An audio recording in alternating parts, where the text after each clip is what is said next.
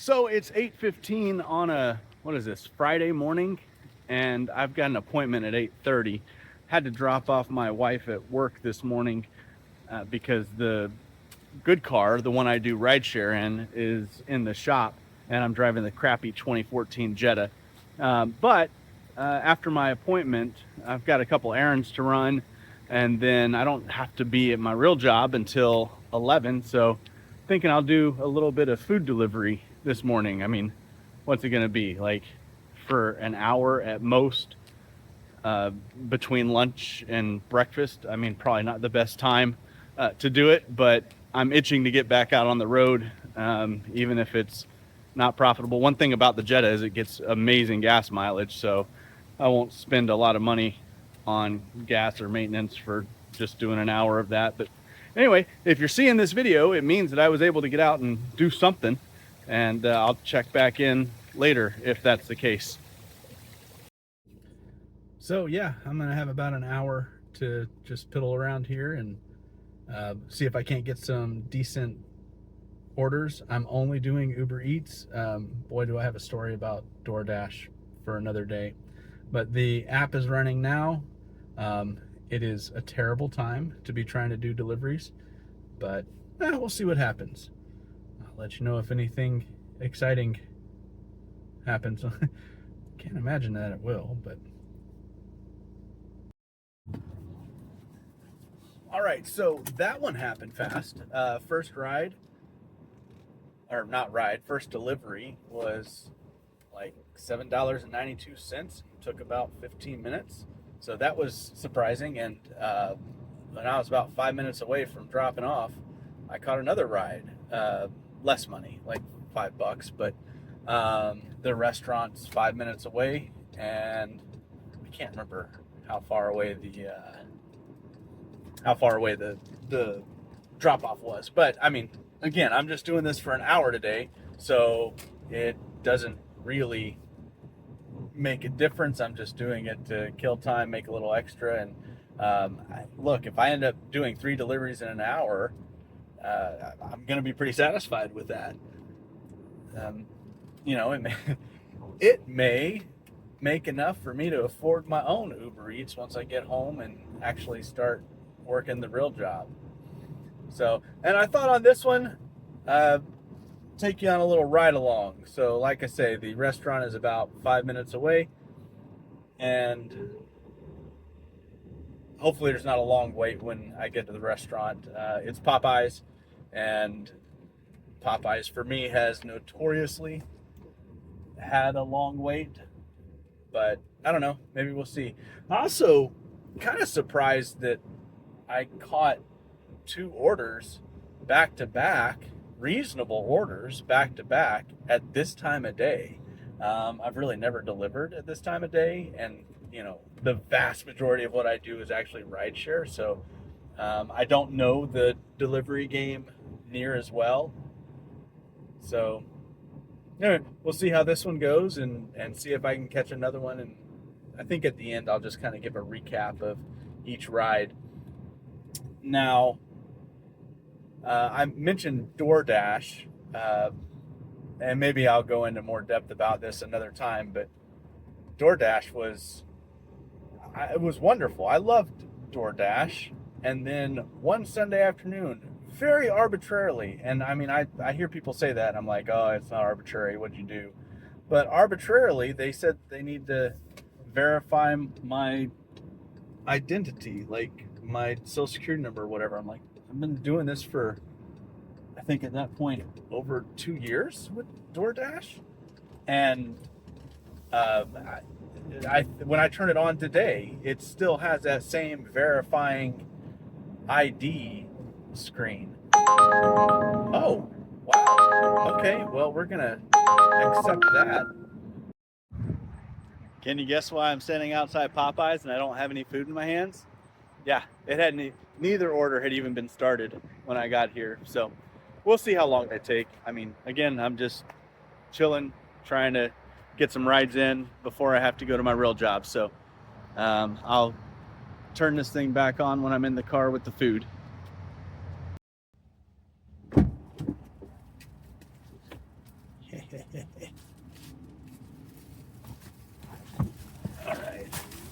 All right, so got both the orders. It was only like a 5 or 6 minute wait. It wasn't actually that bad. So on my way to the first drop off, I want to say it's like 10 or 15 minutes away. So depending on how far the second one is, this may be the end of it for me for today. So, all right, so not gonna lie, that was a little frustrating, and it was a nice reminder of why I don't do deliveries that often. Got the drop-off location was on the app, literally in the middle of a 4-lane highway, basically. And so the only instructions guys left is he'll be out front. Out front of what? Well, the business name had, I thought, 2 entrances.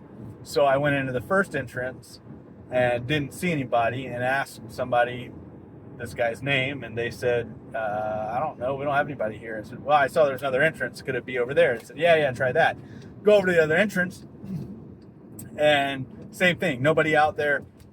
Nobody recognizes the name. And so I call this cat, and of course he doesn't pick up. And so from there, I'm just like, the timer started at this point because I tried to call him. I think we can wait like 8 minutes and then into the delivery if it doesn't work out. But anyway, he did end up calling me, which was great. And turns out there was a third entrance that I just completely missed, and the 2 entrances I went in were actually not for passenger cars; they were for trucks only. And so I broke all sorts of rules. But anyway, found this guy finally. Realized what the problem is, and if ever I have to deliver or pick up there, I'll know better. But at the end of the day, decent guy, just wasted 10 minutes of time. So all that to say, this next drop off, which is going to be my last one, is about 10 minutes away. I mean, you take away all that nonsense and it's pretty reasonable, but I'm curious to see what the final stats are. I think it's going to be like $16 for maybe an hour on the app.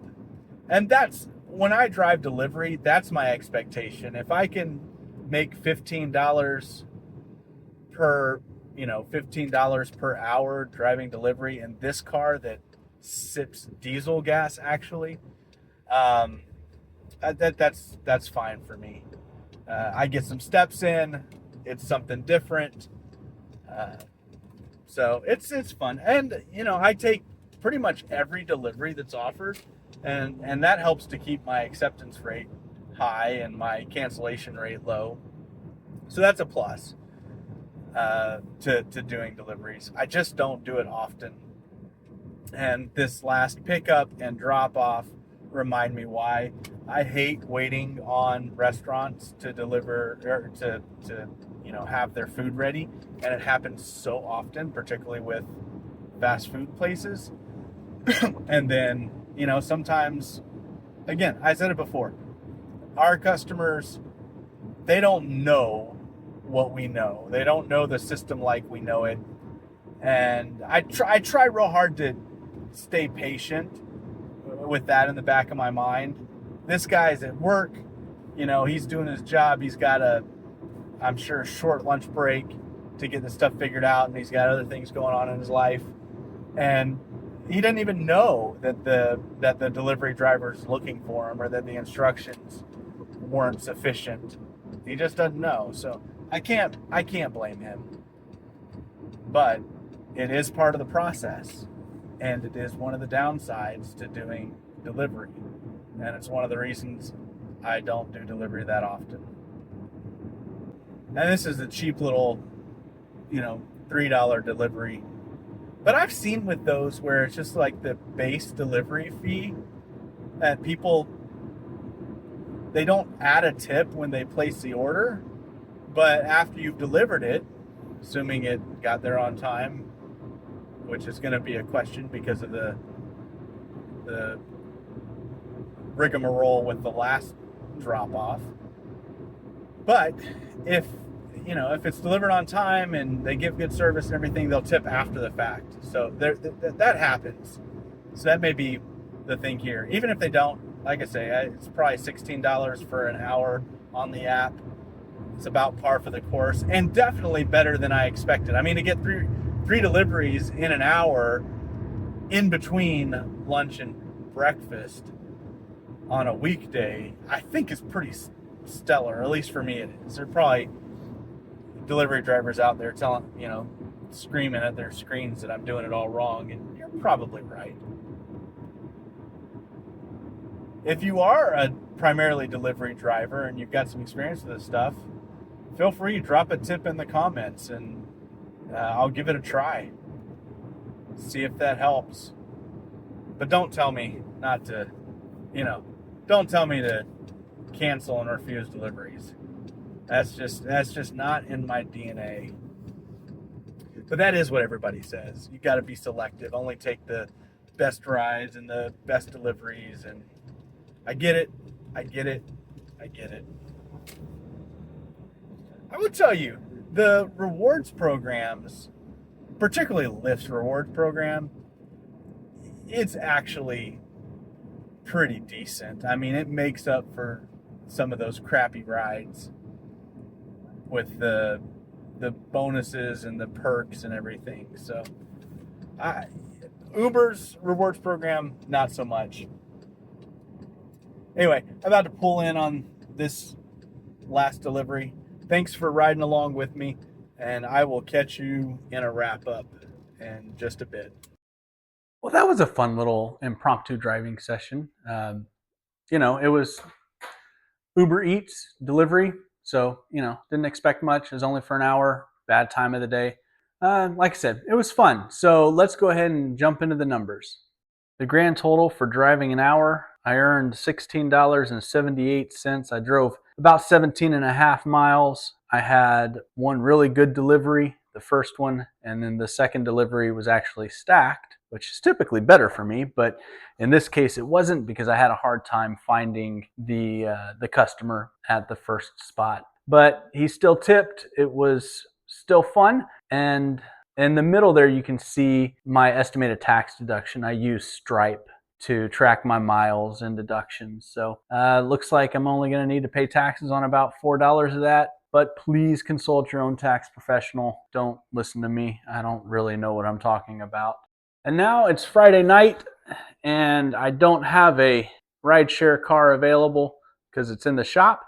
I have not been to the casino since before my last cruise. So I think I'm going to take off to the casino. I've got a little bit of free play there and a wheel spin for some more free play. And that'll probably be the first casino content on the channel. So if that's something you're interested in, go ahead and subscribe and you'll know when I post that video. Thanks for watching.